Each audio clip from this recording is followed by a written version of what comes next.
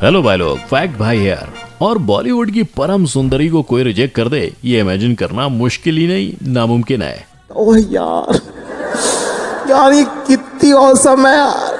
पर जब coffee with करण 7 पे मूवी मेकर करण जौहर ने उनसे हीरोपंती मूवी से पहले कोई ऑडिशन में रिजेक्शन फेस किया है, ये सवाल किया, तो वो क्या बोली, आप खुद ही सुन लीजिए। Rejected for many auditions prior to the Heropanti one. You know, my first audition was actually for Student of the Year. One. Oops. Alia Bhatt को इन करने के चक्कर में करण ने कृति को स्टूडेंट ऑफ द ईयर से आउट कर दिया। खैर, इस इन आउट जैसे खेल तो बॉलीवुड के खिलाड़ियों को हमेशा से ही खेलने पड़े हैं। एग्जाम्पल बिग बी, इनकी जिस दमदार आवाज ने इन्हें बॉलीवुड का टॉप हीरो बनाया, यही आवाज करियर की शुरुआत में एक रिजेक्शन का सबसे बड़ा रीजन थी। अब बॉलीवुड के शहंशाह की आवाज उनके करियर की रुकावट से उनके करियर की सीढ़ी कैसे बनी, इसका क्लाइमैक्स हम दिखाएंगे। लेकिन आपको ये बताने के बाद कि राजकुमार राव पहले हीरो नहीं डांसर बनना चाहते थे, पर इनके इस सपने पर 90s के मोस्ट फेमस रियलिटी शो ने ताला लगा दिया। कौन सा था ये show? Well, let's find out. Number 1, राजकुमार राव। आप बताओ, आप गलती से क्या बन सकते हो? गुंडा, मवाली, रोडपति, पर ये बन गए एक्टर, वो भी ऐसे कि इनकी अदाकारी को बॉलीवुड इंडस्ट्री में बिगेस्ट माने जाने वाले अवार्ड दादा साहब फाल्के अवार्ड से नवाजा गया। लेकिन एक्टिंग राजकुमार राव का दूसरा प्यार है, क्योंकि इनका पहला प्यार वो प्यार था डांसिंग। राजकुमार डांस करना चाहते थे, जब दिल चाहे मूव्स ब्रेक करना चाहते थे, डांस करते करते गिरना चाहते थे, बस रुकना नहीं चाहते थे। तो 16 साल की उम्र में ये पहुंचे 90s the most famous dancing show Boogies Woogies पर, और वहीं इनकी डांसिंग का पैशन पर रिजेक्शन का फुल स्टॉप लग गया। अब हालांकि राजकुमार ने डांसिंग नहीं छोड़ी, पर उस दिन उन्होंने डांसर बनने के सारे ख्यालों को एक बक्से में भरकर उस पर ताला लगा दिया। इसी दौरान उनकी लाइफ में एक्टिंग की एंट्री हुई, और इस बार वो हिस्ट्री को रिपीट नहीं करना चाहते थे, तो उन्होंने हर मुमकिन कोशिश की, और फाइनली लव, सेक्स और धोखा ने उनके एक्टिंग वाले प्यार को किक स्टार्ट दे दिया। अब अगर आप राजकुमार राव के फैन हो तो शायद आप मुझसे ये कहो कि LSD उनकी पहली मूवी नहीं थी, पर फैक्ट भाई ये ऑलरेडी जानता है, LSD राजकुमार की डेब्यू फिल्म थी, और उससे पहले वो सबसे पहली बार अमिताभ बच्चन की फिल्म रन में नजर आए थे, जहाँ वो न्यूज रीडर का किरदार निभा रहे थे। नंबर 2, कपिल शर्मा। कहते हैं लोगों के चेहरे पर मुस्कान की चमक लाना दुनिया का सबसे मुश्किल काम है, लेकिन कपिल शर्मा उनके लिए ये बाएं हाथ का खेल है। पर कभी कभी मजे हुए खिलाड़ी भी खेल को समझ नहीं पाते और चूक जाते हैं। जैसे खुद कपिल शर्मा जब नए नए पर्दे पर होने वाली कॉमेडी की दुनिया में आए थे, तो the great Indian laughter challenge 3 ने उन्हें अपने जोक सुनाकर ऑडियंस को हंसाने का मौका दिया था, और भले उन्होंने वहाँ ऑडियंस को खूब हंसाया, लेकिन अफसोस वो जीत का बिगुल बजाने से पहले शो से रिजेक्ट होकर बाहर हो गए। इससे पहले उन्होंने एक सिंगिंग शो के दरवाजे भी खटखटाए थे, पर उनके हाथ तब भी सिर्फ रिजेक्शन ही लगा था। पर उन्होंने हार नहीं मानी ना, क्योंकि ये जानते थे हार कर जीतने वाले को ही बाजीगर कहते हैं, और आज इस बाजीगर ने बाजी मारी ली है। तभी तो बॉलीवुड टू हॉलीवुड स्टार्स इनके पास अपनी पिक्चर को प्रमोट करने पहुंच ही जाते हैं, इन्हें किसी की नजर ना लगे।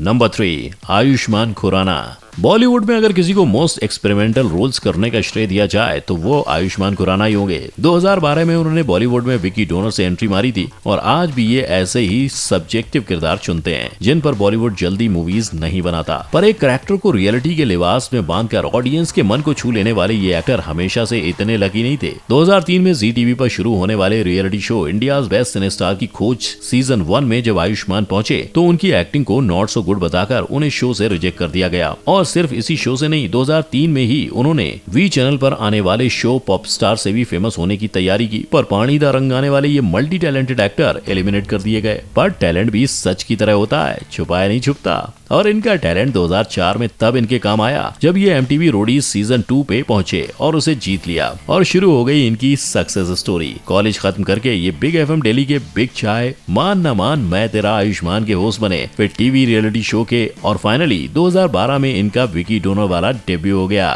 नंबर 4, सानिया मल्होत्रा। दंगल की धाकड़ कुड़ी तो आपको याद ही होगी, अरे वही सानिया मल्होत्रा।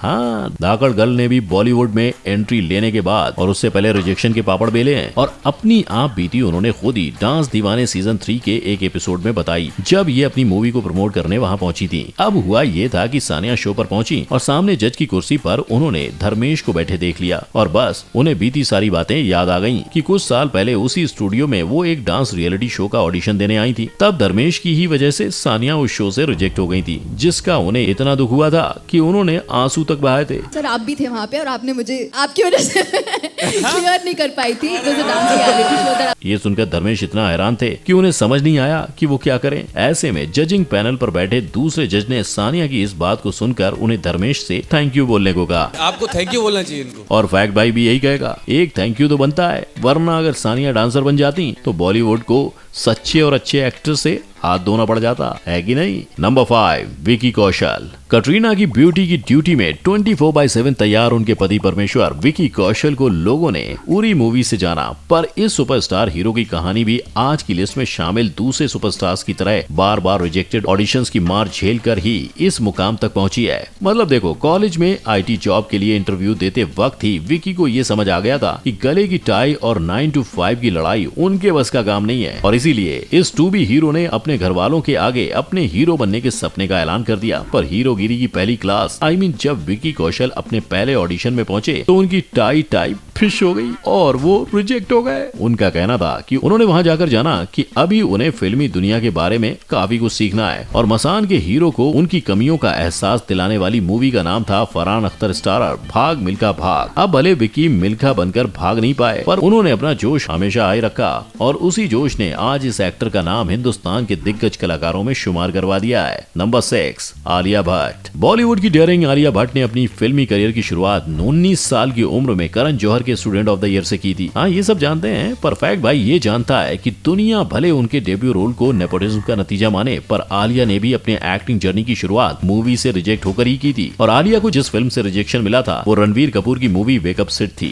जिसके लिए आलिया ने 17 साल की बाली उम्र में ऑडिशन दिया था। लेकिन उनके पहले ऑडिशन की कहानी इतनी सीधी नहीं है जितनी हम समझते हैं, क्योंकि अब ये मूवी आलिया ने अपने एक्टिंग करियर के लिए की थी या रणवीर के लिए, ये तो आलिया ही जाने, जिन्होंने 2014 में राइटर निरंजन अयंगर के साथ हुए इंटरव्यू में कन्फेस किया था कि उन्हें रणवीर पर बहुत सालों से क्रश था, और 11 साल की उम्र में तो वो रणवीर से मिलने संजय लीला भंसाली के सेट पर पहुंच गई थी, जहां रणवीर भंसाली को असिस्ट कर रहे थे। बोले तो आलिया का इश्क वाला लव उनका बचपन वाला लव था भाई लोग, जो अब पूरा हुआ है। नंबर 7, अमिताभ बच्चन। और खुश तो बहुत हो तुम अच्छे। अमिताभ बच्चन और रिजेक्शन, एक लाइन में ये दोनों नाम सुनना नामुमकिन लगता है। बोले तो बॉलीवुड के जिस एक्टर ने विलेंस के छक्के छुड़ा दिए, जिसने बॉलीवुड को 190 से ज्यादा मूवीज दी और जिनके गाने गा कर हम बड़े हुए हैं, उस हीरो की भी कभी हार हुई थी। ये बात हजम करना मुश्किल तो है, पर वो कहते हैं ना, लाइफ की रेस के विलेन बड़े पर्दे के विलेन से ज्यादा डरावने होते हैं, और बॉलीवुड के बिग बी के रियल लाइफ में विलेन कोई और नहीं, उनकी खुद की आवाज थी। जब अमिताभ बच्चन कॉलेज की पढ़ाई करके नौकरी की तलाश में दर दर भटक रहे थे, तो उनके एक दोस्त ने उन्हें ऑल इंडिया रेडियो के लिए चल रहे न्यूज रीडर के ऑडिशन के बारे में बताया। वो वहां गए, इंग्लिश न्यूज रीडर के लिए ऑडिशन दिया और रिजेक्ट हो गए। अब रिजेक्शन के बाद कई लोग हार मानकर पतली गली से निकल लेते हैं, पर अमिताभ तो अमिताभ हैं, उन्होंने ना हार मानी ना ये पीछे हटे। ये फिर AIR पहुंचे और हिंदी न्यूज रीडर के लिए ऑडिशन दे डाली, और नतीजा वहां भी इनका डब्बा गोल हो गया। अमिताभ का कहना था कि शायद उनकी आवाज AIR न्यूज रिपोर्टिंग के लिए सूटेबल नहीं थी।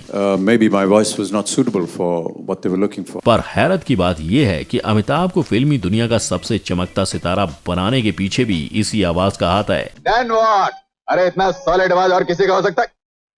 अपनी पहली फिल्म करने से पहले अमिताभ ने भुवन शोम, जो एक स्मॉल बजट मूवी थी, उसमें अपनी आवाज एज वॉइस ओवर आर्टिस्ट दी थी, जिसके बाद उनकी अपनी आवाज से चल रही जंग हमेशा हमेशा के लिए खत्म हुई और उनके फिल्मी दुनिया की उड़ान की शुरुआत हुई। और आपने ये बात नोटिस की या नहीं, पर इस लिस्ट के हर एक एक्टर और एक्ट्रेस की कहानी में एक बात कॉमन थी, ये सब लाइफ के किसी न किसी मोड़ पर हारे थे, गिरे थे, पर इनमें से हर किसी ने फिर से कोशिश की, और तब तक की जब तक ये कामयाब नहीं हो गए। बोले तो अगर आप भी कुछ करना चाहते हो तो अपनी कोशिश को कभी रुकने मत देना, और ना ही अपने कमेंट्स को, क्योंकि अब आपकी बारी है मुझे ये बताने की कि आपको इस लिस्ट में किस एक्टर के नाम देखकर ताज्जुब हुआ। अपने जवाब कमेंट सेक्शन में दें, वीडियो को लाइक, शेयर और मेरे चैनल को सब्सक्राइब करें। हम फिर मिलेंगे। अंटिल देन, जय हिंद।